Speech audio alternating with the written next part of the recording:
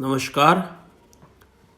Online YouTube class में आप सभी का स्वागत एवं अभिनंदन।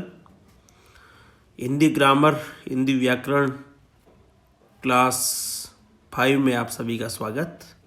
आज की कक्षा में हम अल्प प्राण और महाप्राण, ये व्याकरण का बहुत ही अच्छा टॉपिक है और प्रायः प्रतियोगी परीक्षाओं में और बहुत से विश्वविद्यालयों में जो कंपलसरी हिंदी, जनरल हिंदी का सिलेबस है उसमें भी यह जो है प्रश्न पूछे जाते हैं इस तरह के अल्प प्राण और महाप्राण से संबंधित।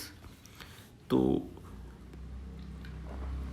पिछली कक्षा में हम लोगों ने घोष और अघोष पढ़ा था और जिसमें मैंने आपको बताया था कि स्वर तंत्रिकाओं के कंपन के आधार पर उसका वर्गीकरण किया जाता है, घोष और अघोष का।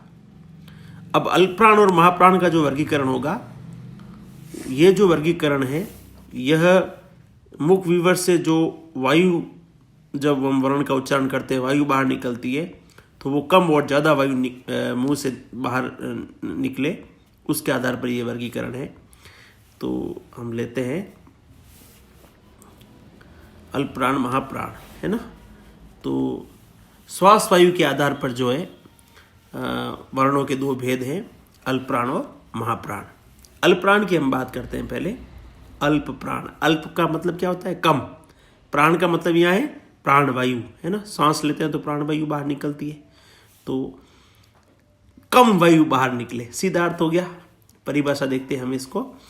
जिन वर्णों के उच्चारण में, जिन वर्णों के उच्चारण में श्वास वायु कम मात्रा में मुख विवर से बाहर निकलती है, उसे हम क्या कहेंगे? अल्प प्राण। एक बार फिर से क्या परिभाषा बन गई अल्प प्राण की?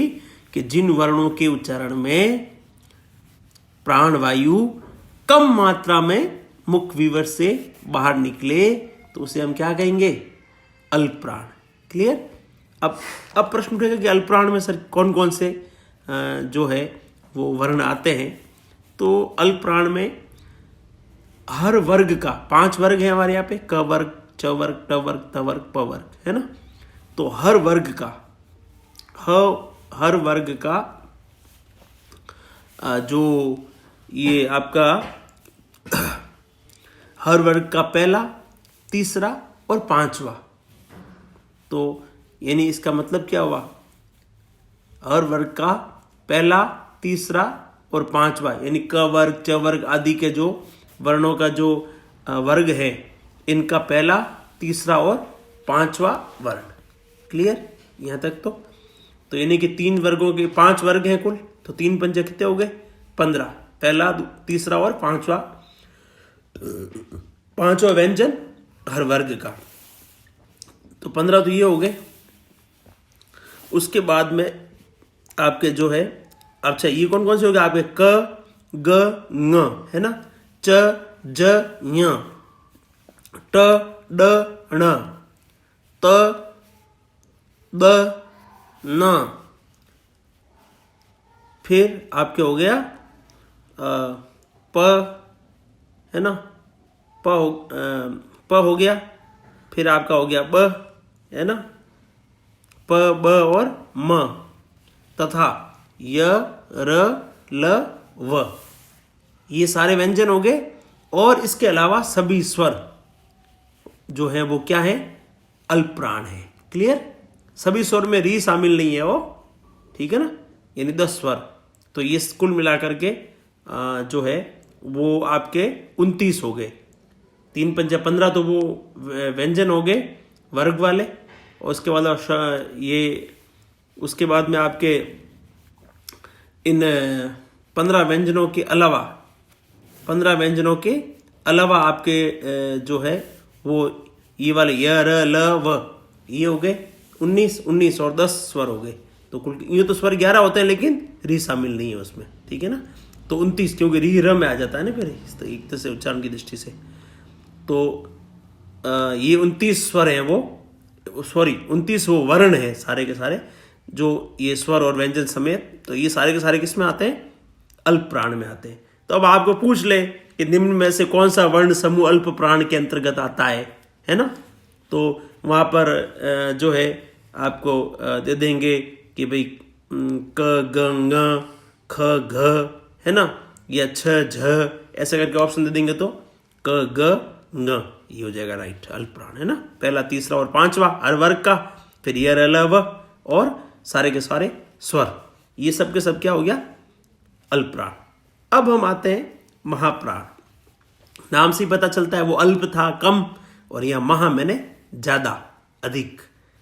तो जहां पर अधिक वायु जो है मुख विवर से निकलेगी वर्ण का उच्चारण करते समय, तो उसको हम क्या कहेंगे, सीधी परिभाषा में महाप्राण।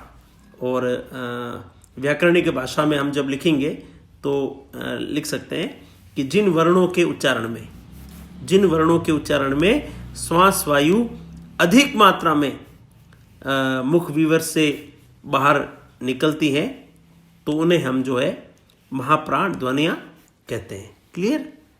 अधिक मात्रा में श्वास बाहर निकले वर्ण का उच्चारण करते समय मुख विवर से, तो उसको हम क्या कहेंगे, महाप्राण। और कम वायु मुख विवर से बाहर निकले उच्चारण करते समय, वर्णों का उच्चारण करते समय, तो अल्पप्राण।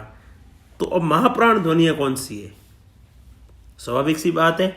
तो यूं मैं कहूं तो जो अल्पप्राण में शामिल नहीं है वो सबकी सब क्या है, महाप्राण है। ठीक है। अब सीधे समझे हम, प्रत्येक वर्ग का, यहाँ वर्ण ये मिसप्रिंट थोड़ा हो गया था, प्रत्येक वर्ग का, ठीक है ना, प्रत्येक वर्ग का दूसरा और चौथा, तो कुल ये 5 वर्ग है, तो दूसरा और चौथा, तो कुल 10 तो ये हो गए। यानी कि 6 आपके इस तरीके से हम अगर काउंट करते हैं तो दूसरा और चौथा अगर हम वर्ण माने तो उसके आधार पर आपके जो है ख और घ हो गया, है ना, छ और झ हो गया, ठ और ढ हो गया, ठीक है, और थ और जो है ये ध हो गया, और उसके बाद में आपके जो है ये फ और भ हो गया, है ना, दूसरा और चौथा, हर वर्ग का दूसरा चौथा, तथा श यानी तालव्य श, मूर्धन्य श, फिर ये स, सड़क, ये इसको दंत्य स कहते हैं ना, दंत्य स और ह, तो श स ह, ये सब के सब क्या है, महाप्राण ध्वनियां कहलाती है। क्लियर। तो ये अल्पप्राण और महाप्राण की बात हुई।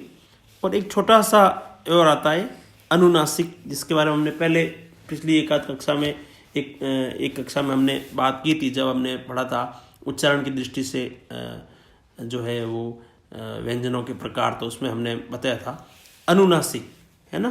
तो अनुनासिक क्या है कि अनुनासिक ध्वनियाँ जो भी है वो चाहे अल्पप्राण की हो चाहे महाप्राण की हो, फिर वो अनुनासिक कहलाएगी अगर उसके पीछे बिंदी लगती है तो, ठीक है ना।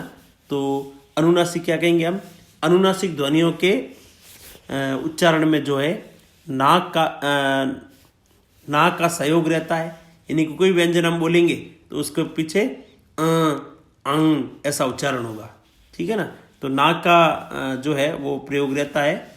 जैसे ये उदाहरण दिया देखो, जैसे चंद्रबिंदी लगी हुई है, चंद्रबिंदी लगी हुई है, इंग, है ना, तो ये यहाँ पे इन्होंने जो है बिंदी लगा दी, इन्हें अनुस्वार लगा दिया, आदि, ये सब के सब क्या कहलाते हैं, अनुनासिक। यानी जिसके पीछे बिंदी लगेगी, चाहे चंद्रबिंदी हो चाहे अनुस्वार हो, तो वो क्या कहलाएगा, अनुनासिक कहलाएगा।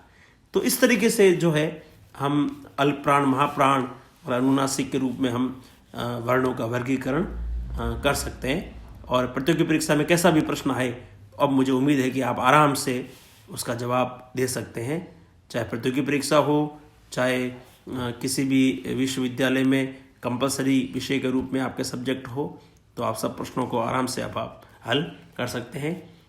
एक बात मित्रों याद रखना, अगर आप इस चैनल पर नए हैं, पहली बार आए हैं, आपने अगर चैनल को सब्सक्राइब नहीं किया है तो फ्री सब्सक्राइब है, आप नीचे जो लाल बटन दिखाई दे रहा है उसको अवश्य दबाना, और बेल जो घंटी का चिन्ह है उसको भी दबाना, जिससे नए वीडियो का अपडेट आपको मिल सके।